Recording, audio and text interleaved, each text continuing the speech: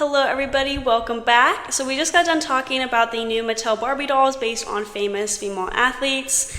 We also got a comment saying that there needs to be a Caitlin Clark Barbie doll. I agree with that. They need to make, well, okay, this is relevant because we're about to talk about the WNBA, but they do need to make a Caitlin Clark, Angel Reese, and a Cameron Brink Barbie doll. That would be amazing. Also, Asia Wilson, can we please get those Barbie dolls made right now? That would be amazing. Anyway, we're now going to move on to our next segment where we talk about the new WNBA team. This is huge news for the WNBA.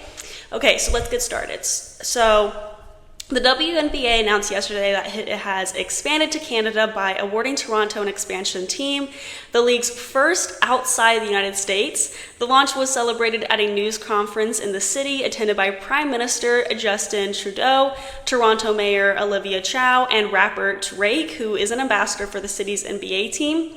The new team will begin playing the 2026 season as the WNBA's 14th franchise. The team will be owned and operated by Kilmer Sports Ventures. The team will play its home games at historic Coca-Cola Coliseum at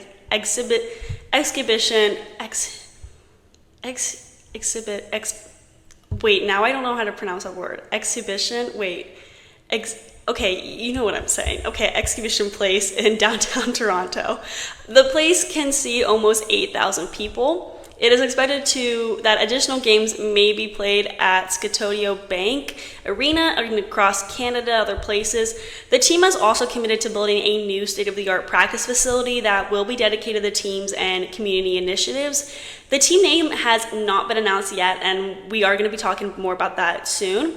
Toronto nearly received unanimous approval with the WNBA board voting 13-0 and the NBA board voting 29-1. Larry Tanenbaum is the chairman of Kilmer Sports Ventures, and he will be pretty much leading the new team. He paid $115 million for the team. He also is the chairman of Maple Leaf Sports and Entertainment, which owns the NBA's Toronto's Raptors, NHL's Toronto Maple Leafs, and the MLS's Toronto's FC.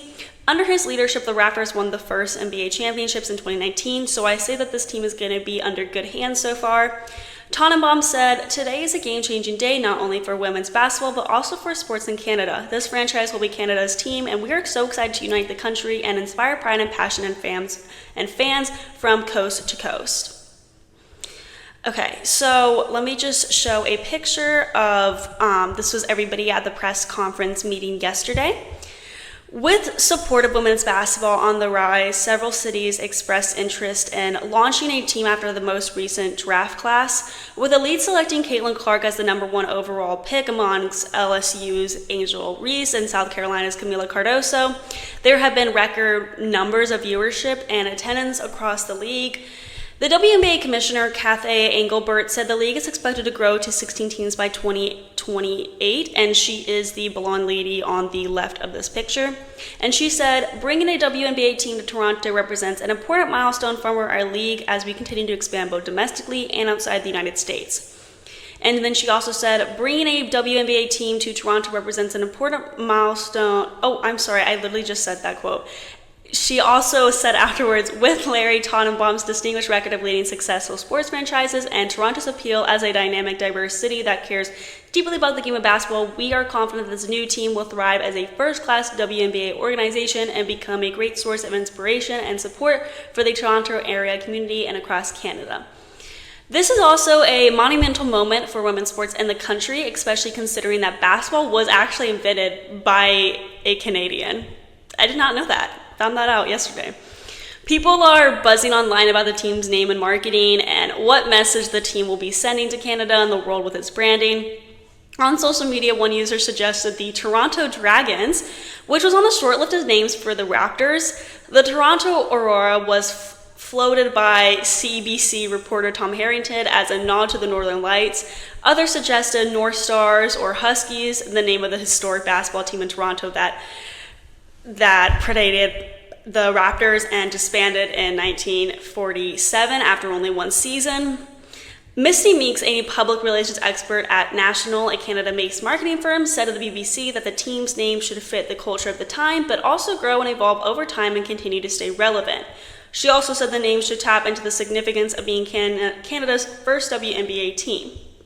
And then she said to the BBC, "You're not just launching a new team, but you're rather opening up the playing field for women's sports in Canada, and that's a huge endeavor. It's about standing for something far more than just a team." Also, during the conference yesterday, Canadian Prime Minister Justin Trudeau said, "It's official, Canada is getting a WNBA team. This landmark deal will give opportunities to remarkable athletes across the country and on the biggest stage. I can't wait to see our Canadian women win on the court." And then Ontario Premier Doug Ford said, "On behalf of the province of Ontario, I'm thrilled to welcome the first WNBA team in Canadian history to Toronto. The WNBA will be a fantastic addition to Ontario's dynamic sports landscape, helping increase tourism and inspire more women and girls to get involved in basketball. I can't wait to cheer on Ontario's newest home team." Lastly, I wanted to mention another quote by Toronto Mayor Olivia Chow, and she said, "Torontonians are excited to welcome our very own WNBA team. This would not have been possible without the hard work of Canadian athletes who have created renewed enthusiasm and excitement for professional women's sports. I cannot wait to cheer for our team and watch them bring home a WNBA championships." Before we shift gears to our next topic, I want to take a moment to really unpack the significance of bringing a WNBA team to Toronto. This isn't just a new chapter for the city or the WNBA, it's a historical milestone in the world of sports.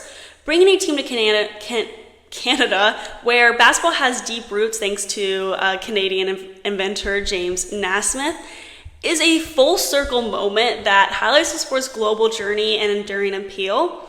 The introduction of the WNBA into Canada marks a critical step in acknowledging and leveraging the untapped potential of women's sports in North America. It's a testament to the growing market and audience for women's basketball, driven by increasing support from both fans and major stakeholders in the sports community. This expansion isn't merely about adding another team to the league, it's about expanding the horizons of what women's sports can achieve commercially and culturally. Also, Toronto's vibrant multicultural backdrop makes it the perfect environment to nurture a diverse team that can resonate with fans globally. The city's history with the Raptors and their We the North campaign beautifully captured the spirit of an entire nation rallying behind a team. I believe the WNBA's presence in Toronto has the potential to replicate the success, creating a unifying symbol for women's sports across Canada and beyond. I think this was a great place to start outside of the US. And also, let's just briefly talk about the economic implications as well. The team is expected to boost local economies through job creation, tourism, and heightened media attention. The excitement around the team's debut could lead to increased investments in sports infrastructure and youth programs, particularly for girls in sports. I really think that it will. This ripple effect could catalyze a new era of professional opportunities for women in sports, whether as athletes, coaches, executives, or, in media roles like sports broadcaster, sports journalist. Additionally, this move by the WNBA could set a precedent for other professional women's leagues. Success in Toronto could lead to further international expansions, whether in Europe, Asia, or elsewhere, which in turn could foster a more interconnected and supported global sports community for women. As we look ahead, the branding of this new team will be crucial. The name, the mascot, the team colors, these elements need to really resonate, not just locally, but nationally, tapping into Canada's rich cultural tapestry and the progressive values of its people. The suggestion like Toronto Dragons or Toronto Aura reflect a desire to anchor the team's identity in somewhat uniquely Canada yet universally appealing. It will be interesting to see what the final team's name will be. This expansion is showing a lot of progress, but it's also a responsibility. It's about building a legacy that honors the strides taken by past athletes and paves the way for future generations. So as we prepare for this team, let's also commit to supporting and nurturing women's sports at all levels, ensuring that this growth is not just for today's fans, but for tomorrow's aspiring athletes in the same way. Ultimately, the expansion of the league into Canada is not just a win for Toronto or even just for women's basketball. It's a victory for women's sports globally, and I mean all sports. The establishment of this new team in a city of diverse and sports passionate as Toronto sends a powerful message about the growth and acceptance of women's sports on the international stage. It reflects a broader movement towards equality and recognition in athletics, where the achievements and potentials of women are celebrated on par with men. This expansion could potentially catalyze further developments, not just in basketball, but across all women's sports, and would encourage more young girls to participate and dream big. It's really an exciting time to be a fan of women's sports, I'll say, and I'm thrilled to see how this new team will inspire and unite fans across Canada and beyond. Now we're going to move on to our next segment where we're going to talk about a safety rule incident in an MMA fight, where now a debate has stirred regarding the fighting protection for women's MMA fighters. I have a lot to say about it. Before we get into all the drama, we are going to be taking a short break, so I will see you guys really soon.